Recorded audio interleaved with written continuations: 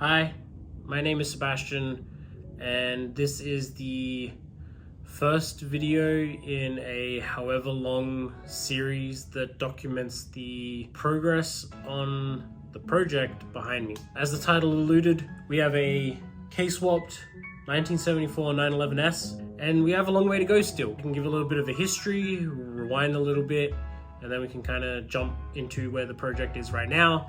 And kind of explain where we're going, what's next steps, all that kind of good stuff. But first, let's give a little bit of a history lesson on this car and my ownership of it. In 2017, I was going through Craigslist. I noticed this listing for a matching numbers 911S out in Palm Desert. The wife and I drove out, took a look at it. I thought it looked pretty good. And so we pulled the trigger and we purchased it. In hindsight, a terrible financial decision. We obviously came out at the end okay because we still have the car. But yeah, it was definitely not the right purchase at the time. And so I'm very thankful for my wife and allowing it to stay in the family, I guess. That puts us to about 3 years ago, right before our son was born. I started to put some serious cash away and wanted to get this car sorted.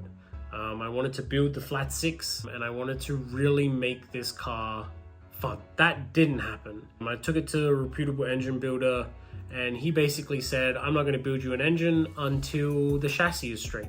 So you fix the chassis and then we can talk. And I was like, okay, cool. Took it literally across the alleyway. They, over the course of a year and a half, straightened the car on a sell-it bench.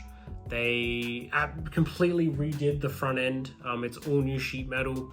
And about a year and a half later, the funds had dried up that I'd saved and I just didn't have the money to do the flat six build that I wanted to do. That kind of put me in a pretty, I guess, foul mood towards the car. I think it's okay to hate project cars through different stages of the project.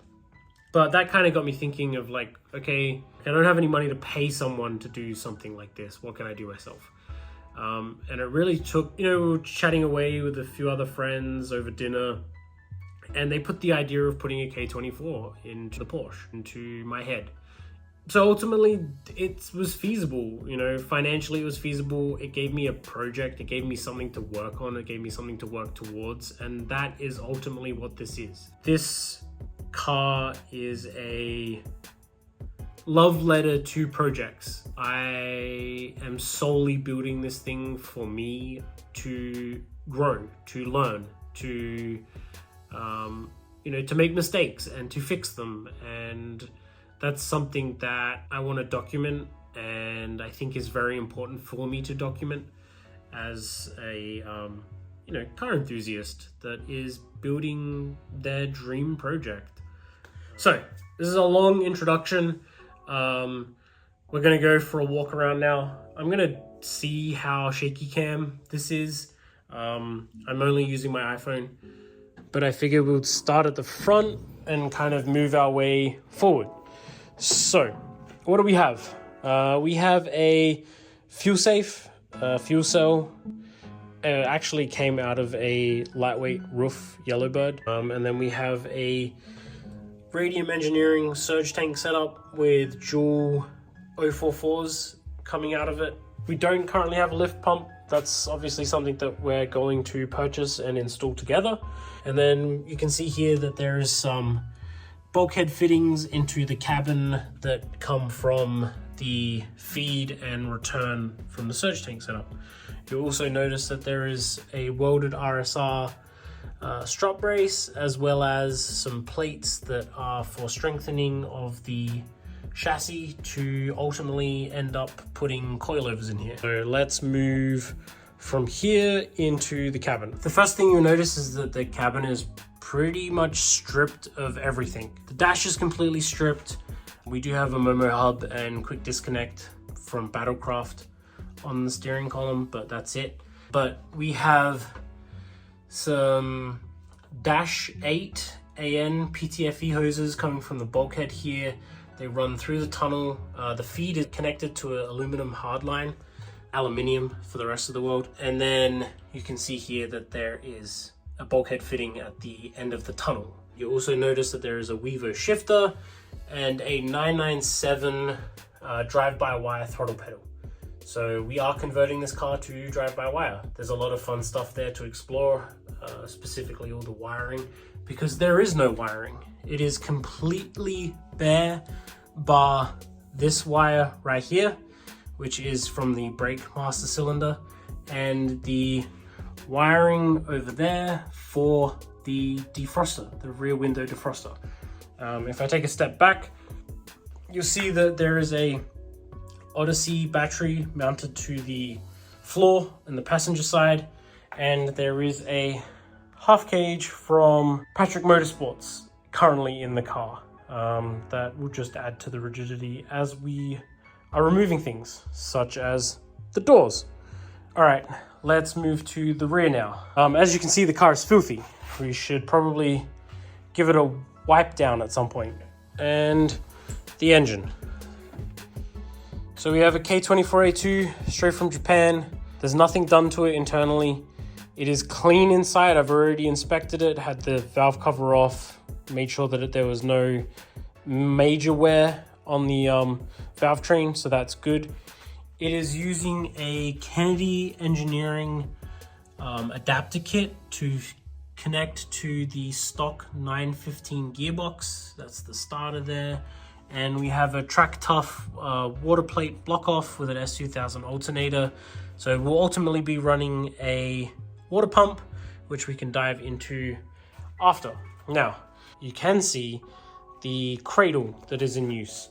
So it is using the factory engine mount points in the rear of the vehicle, and basically extends down and attaches to the adapter on both sides.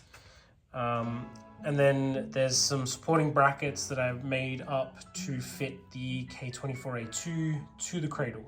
This cradle was originally a Renegade Hybrids LSX swap cradle. Now that I have the overall idea here, we're actually going to recreate this at some point. That gives me a lot more confidence in the cradle. But as you can see, it is sitting there. The oil pan is the factory oil pan, and it is completely in line with the crossmember, I guess you would call it. So we have it mounted. There's a few things that we're going to change, specifically this here. That should probably be the first thing. We're going to cut this entire thing off and try and mount it higher up on the adapter plate, and then yeah, we'll go over what's next for the cradle. Some of you probably wondering how this is connected. There is a billet adapter plate here from Kennedy Engineering. They do a lot of Volkswagen adapters, Subaru gearboxes to Volkswagen engines, and the other way around too, Subaru engines to Volkswagen gearboxes. So this is a billet plate. They included a flywheel. There's a brand new clutch setup in there, and it's mated to the original 915 gearbox. We've got drive shafts ready to go, and we've got everything ready to kind of bolt that up, which we will probably do soon. I have some Renline semi-solid engine mounts for the engine cradle, and that kind of puts us in a good position to be able to actually lift and lower the vehicle from this crossmember, which is awesome. Makes lifting the car up pretty easy. And then kind of if we move around, there is all new Elephant Racing, all new brakes upgraded to SC brakes, and then that's pretty much it. You'll see that there's been a fair amount of bracing added. The end goal for this car is to actually go onto coilovers, so that'll be a part of this project too. The elephant in the room is going to be the cooling. So obviously, it being a oil-cooled vehicle to begin with, there is no current setup for a radiator. My goal is to utilize the factory oil cooler mounts. I've been in talks with CSF Cooling, and their oil coolers are rated for water too. So I'm going to purchase a couple of them. We're going to put one on this side. We'll put another one on this side. We may even put one in the front. I'm not too sure if I want to cut this out and do the RSR cooler setup, so we'll see. There's a lot of already RSR inspired parts of this car, and it will ultimately be some form of RSR 3-liter tribute at some point in this project's lifetime. With that, I think I introduced the project, I introduced myself.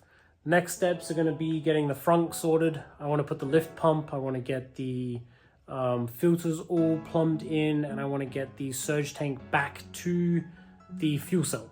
So there'll be a bit of plumbing there. Oh, we also need to make a bracket to tie down the fuel cell. So there'll be maybe a little bit of fabrication, some plumbing done. And then the engine management system. I'm going to be purchasing a Nexus R3 from Heltec. Good Australian company, good Australian boy, might as well use it in the project. And that's probably what's coming up next. If you're liking it, like it, comment, ask questions, subscribe. I'm sure it'll help.